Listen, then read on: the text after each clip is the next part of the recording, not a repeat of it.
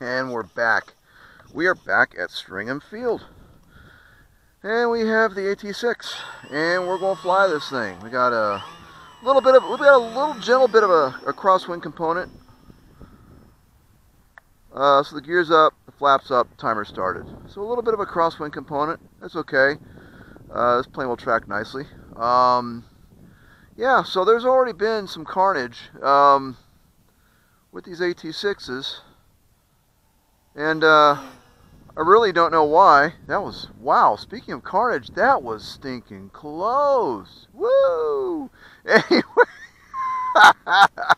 Anyway, apparently folks are trying to fly them a little bit too slow. So just let that be a lesson. Don't fly this thing slow. Yeah, it's a Warbird with a lot of, it has a lot of things going on with regards to stability and all of that, but just really, I think folks are just trying to slow it way down, and I just don't get it. So they're stalling, and at the worst possible time, mostly on landing. Well, I think I saw one on landing, possibly the second one was landing as well.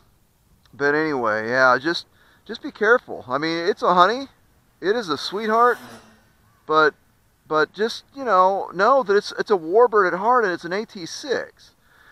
These things have a propensity to stall. So you just got to be careful with it, And there is a knife edge.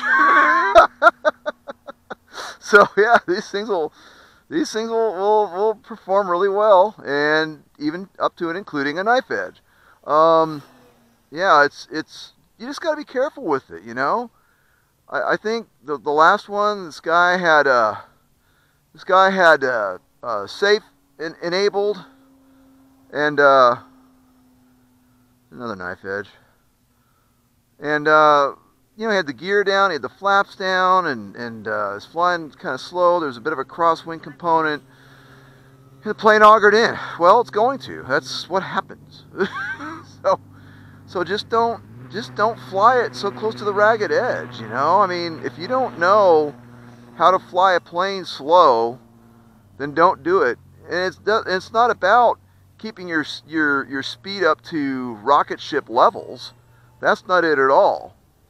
It's about knowing the airplane, knowing where the stall is on a particular airplane. By the way, finding that out way up on high, and then flying the plane within the limits of its flight character.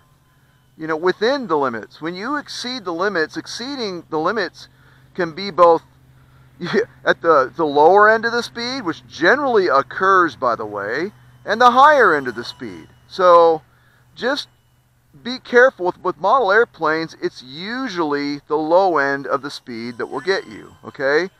So if you're not familiar with how a plane's going to handle at a slower speed, my advice, don't do it.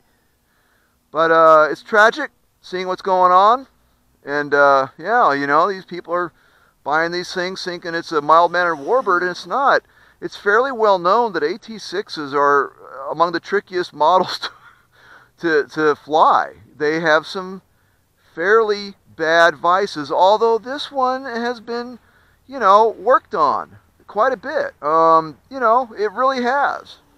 So it's a good flying airplane, but she still will bite you. So you just got to respect it. That's all I'm saying. Just respect the airplane, okay? And you'll be fine. Let's do a nice little slow aileron roll. Just a slow aileron roll. Look at that. Huh? All right. Okay, we have a slight crosswind component.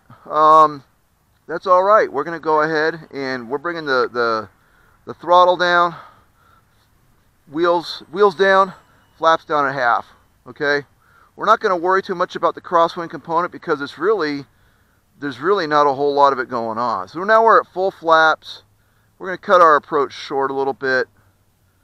And actually, you know what? No. We're going to go to half flap. We're going to do a go around. We're going to keep her in a landing config. And here's why. This plane floats pretty good. So I tried cutting my approach short, and I could tell that I was still a little bit too high, and I don't want to force it. So we're going to do what I usually do for consistency. We're going to bring her out a ways. Okay, we're going to line her up over the calico. We're just going to full flaps now. We're down about 30%, 30% throttle. We're going to get over the threshold, and now we're going to start bringing her in, and we're going to milk the throttle off. There you go. Okay, you can see the plane. We're going to clean the flaps up. You can see the plane. We got a little bit of a T-6 bounce, but she was getting a little bit twisted up because of that crosswind. It's coming from this direction right here. So you can see her trying to, you know, she was getting a little squirrely. I corrected. I didn't panic, and that's the thing. Don't panic, guys. Don't panic. I corrected with rudder, okay, and that's how you do it. So we're going to go ahead, and my shadow is going to be right on the plane if I face the calico, so we won't. I like to do that, face the plane. But one thing we are going to do is we're going to check our battery.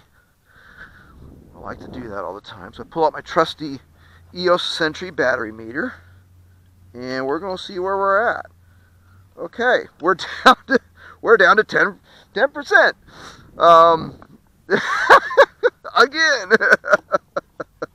All right.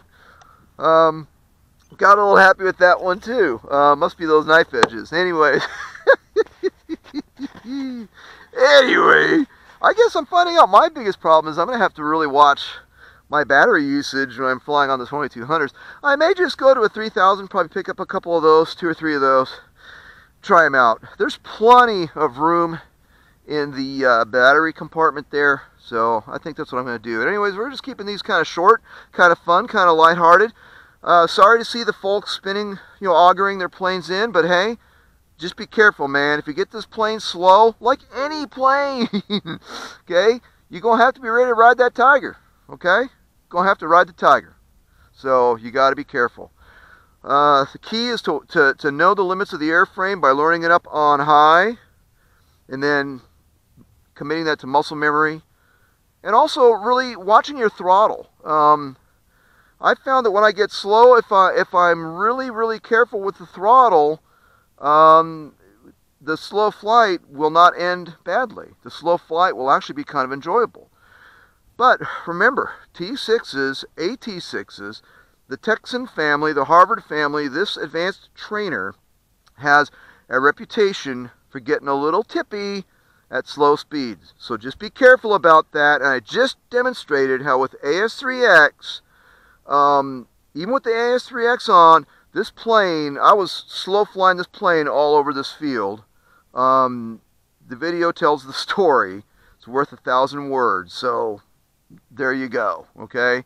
This plane has wonderful slow flight capabilities, but it ain't a glider either. So if you bring it, you know, down to a certain point, she's going to bite you. So just be ready for that, okay? Be cognizant of that. In any event, I'm loving this plane. I'm going to throw some more batteries in it and fly it.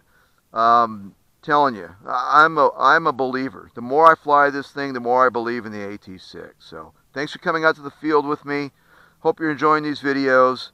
Blue skies. Happy landings, everybody. Cheers. It's 2 thumbs up.